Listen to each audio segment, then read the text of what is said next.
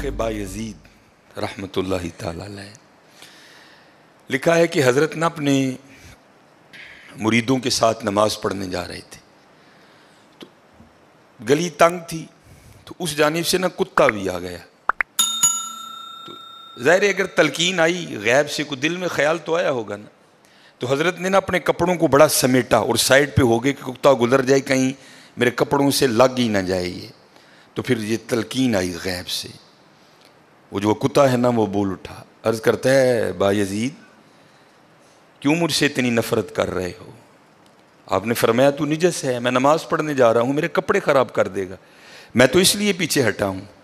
تو کتا آگے سے کہتا ہے حضرت اگر میں گیلا ہوں تو پھر نجس ہوں، پھر ناپاک ہوں، اگر خشک ہوں تو پھر تو میں ناپاک ہی نہیں، اگر آپ کے کپڑوں سے لگ بھی گیا تو کچھ نہیں ہوگا، اگر گیلا ہوں تو لگ گیا تو پھر آپ کے کپڑے ناپاک کروں گا، لیکن پھر بھی میری ناپاکی ایسی ناپاکی ہے کہ 3 بار کا جو پانی ہے وہ اس ناپاکی کو دور کر دے گا۔ اگر آپ کے کپڑوں سے لگ گیا نا 3 بار، اگر آپ اپنے کپڑوں کو پانی سے دھوئیں گے تو کپڑے پاک ہو جائیں گے۔ لیکن بایزید کبھی تو نے اپنی ناپاکی پہ غور کیا؟ میری ناپاکی تو وہ ہے جس کو 3 پانی دور کر دیتے ہیں، لیکن تیری ناپاکی تو وہ ہے جس کو 7 سمندروں کا پانی بھی نہیں دھو سکتا۔ جا کے پہلے اپنی ناپاکی دور کر۔ ہاں حضرت، یہ اندر کی ناپاکی، اور کیونکہ بات ان سب بابوں کی ایک ہوتی ہے، انداز جدا ہوتے ہیں، تو پھر یہی بات حضور بلے شاہ رحمۃ اللہ تعالیٰ نے کس طرح لکھی؟ آپ فرماتے ہیں پھلاں دا تو عطر بنا، پھلاں دا تو عطر بنا، عطر دا پھر تو کڈ دریا، دریا وچ پھر تو ڈبکیاں لا۔ ذرا بات کی گہرائی تک جانا۔ حالا عطر کیا ہے؟ تھوڑا سا شیشی پہ لے کے اپنی ہتھیلی پہ لگایا، اس طرح کر کے جسم پہ لگا دیا، جہاں سے گزرو گے وہاں سے بھی پتہ چلے گا اس بندے نے عطر لگایا ہے۔ اگر تھوڑی امپورٹڈ شیشی ہے، تھوڑا سا خود پہ سپرے کر لو، جہاں سے گزرو گے وہاں سے بھی پتہ چلے گا کہ اس نے عطر لگایا۔ عطر تو اتنا سا بھی ہو تو وہ بو کو دور کر دیتا ہے، ختم کر دیتا ہے وہ۔ لیکن کتنا گہرا مصرع ہے، پھلاں دا تو عطر بنا، عطر دا پھر تو کڈ دریا، تھوڑا سا لگانا نہیں، پھلاں دا تو عطر بنا، عطر دا پھر تو کڈ دریا، دریا وچ پھر تو ڈبکیاں لا، پھر بھی تیری بو نہیں مکنی، پہلوں اپنی میں مکا، پہلوں اپنی میں مکا۔ انہوں نے تو بنایا تھا فقیر، چل تو آج تو بعد ساڈا فقیر لے، لیکن یہ میں اس نے پھر موقع ضائع کر دیا۔ میں حضرت پھلاں دا تو عطر بنا، عطر دا پھر تو کڈ دریا، دریا وچ پھر تو ڈبکیاں لا، پھر بھی تیری بو نہیں مکنی، پہلوں اپنی میں مکا۔ اور جس نے مکا لی حضرت اس کا کام بن گیا، وہ تو ہے ہی کریم۔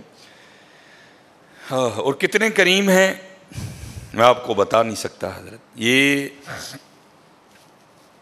ہفتے کی رات تھی، جو پچھلا ہفتہ گزر گیا ہے نا، جس طرح کل ہفتہ آئے گا، یہ بھٹر میں پروگرام تھا، تو پروگرام پہ گئے، وہاں سے مجھے آتے آتے نا تقریباً 12 بج گئے۔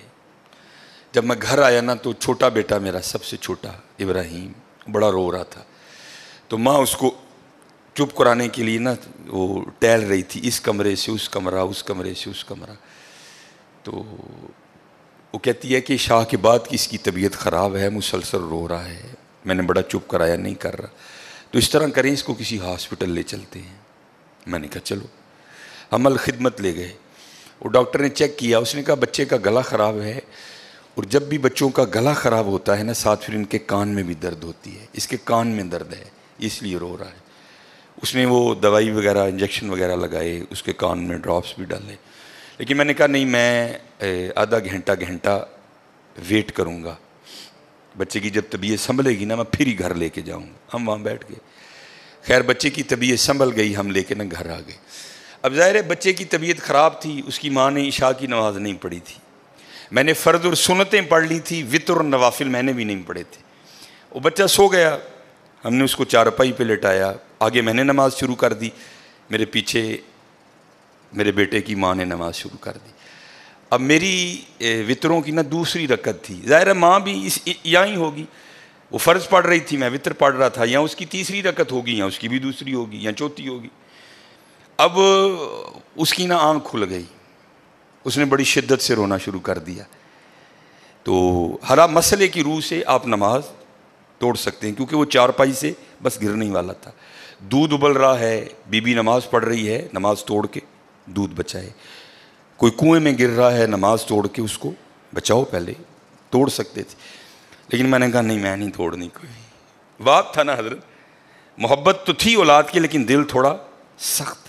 لیکن ادھر کیا تھا؟ ادھر ماں تھی حضرت. اس نے کیا کیا؟ اس نے نماز توڑ کے نا بچے کو جا کے چارپائی سے اٹھا کے سینے سے لگا لیا. اب میں نے وطروں کی تیسری رکعت پڑھی تو میں مصلی پہ بیٹھ کے نا میں رو پڑا. ہائے، نبی علیہ السلام نے کیا فرمایا کہ اللہ جل شانہ بندے سے 70 ماؤں سے بڑھ کے پیار کرتا ہے. یار اگر ایک ماں کی محبت یہ ہے تو پھر اس کی محبت کیا ہوگی؟